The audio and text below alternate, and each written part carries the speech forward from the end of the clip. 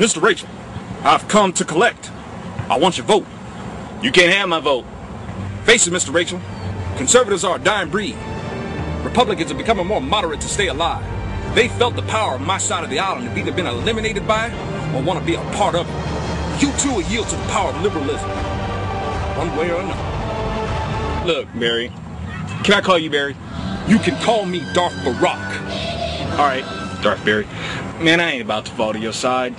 Man, I don't care if the Empress Oprah sent you. I won't be swayed. Darth Soros may have a grip over the minds of the masses, but not mine. You're not dealing with Darth Soros. Yeah, Darth Gore said the same thing. You'll find I bring something different, something new. Man, I wasn't moved by the worst of you lefties. I assume you speak of Darth Nader.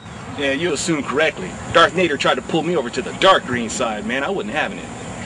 Now, with that being said, what sort of Jedi mind trick and words do you have to convince me otherwise? Let me put it to you this way, Mr. Rachel. You can vote the way we expect you to vote, of course, or you can die. Oh, you'll have to pry my vote from my cold, dead hands, baby. We tax the dead in my party. Might as well take votes from them, too.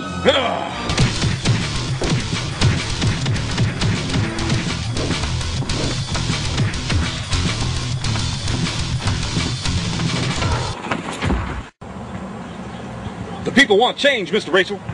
They want to be led by a progressive party. You know, living in the past instead of learning from it isn't progressive. And keeping people angry about the past doesn't make for a better future.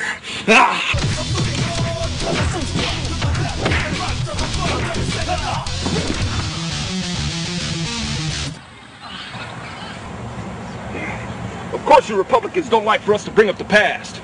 It shows your warmongering history. What warmongering history? World War I was engaged in by Wilson, a Democrat. World War II was engaged in by FDR and Truman, which included the use of atomic bombs, both Democrats. And unlike you, I can give credit where credit is due.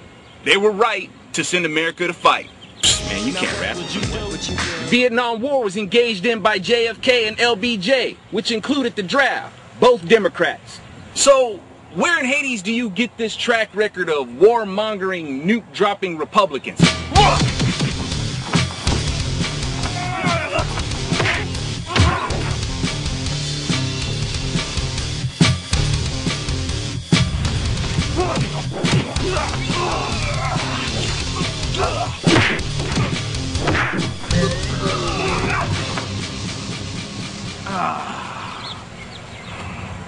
Well, at least those presidents didn't trade blood for oil.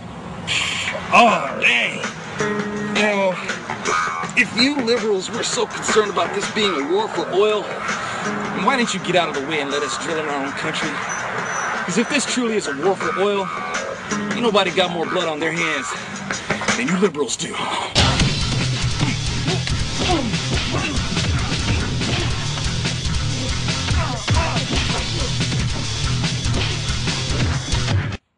Ha-ha.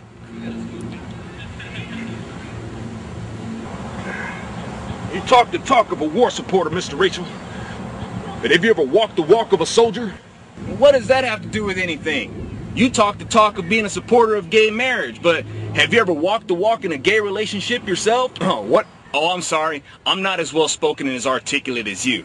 Actually, what's happening is I'm using a Jedi mind technique where I use your talking points against you. And according to your talking points, you have to have been in a gay relationship yourself to be a true supporter of gay marriage. So, you want to wrestle?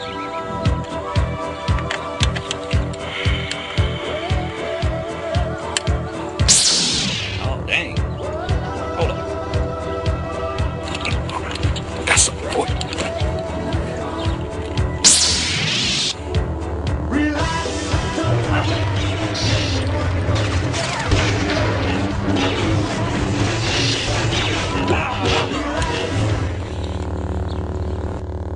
While you're making jokes, there are struggling American families.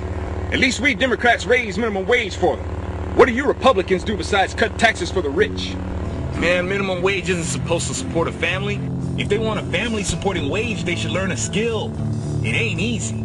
I understand all the obstacles, man, I really do. But ultimately, it pays off. The minimum wage that you brag about never does. If it did, you would have to be increasing it all the time.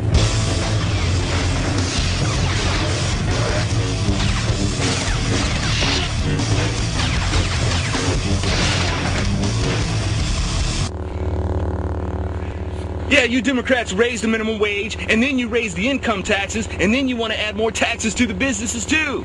See, the business has to recover their costs to pay their employees, so the prices go up. And with the new higher prices and more taxes, well, that new minimum wage always puts us right back where we started, because it costs more than it pays. Why is it you liberals think you can make Kool-Aid sweeter by adding more water?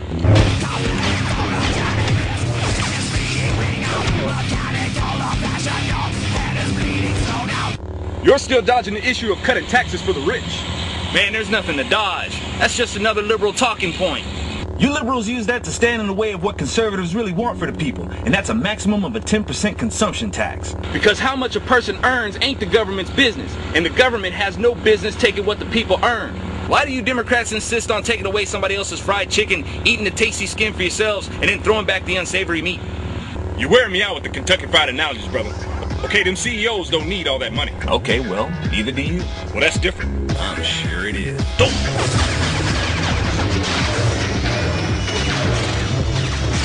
Why don't you just admit that capitalism is all about greed and how much money people can make? And socialism is all about how much money the government can take.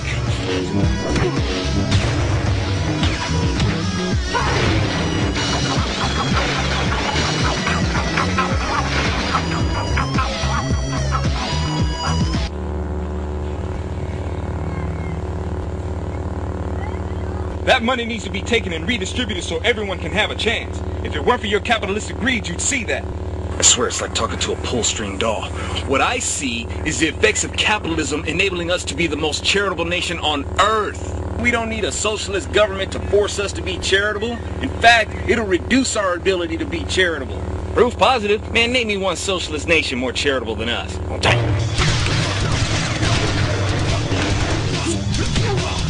Take your time. Oh, I'm sorry, you out of breath? Do you need a breathalyzer or an inhalator? Mr. Well-spoken man with his finger on the pulse of healthcare. Oops, I forgot. You environmentalist liberals are having these here inhalers banned because the phantom event of global warming is more important than a person's immediate need to breathe.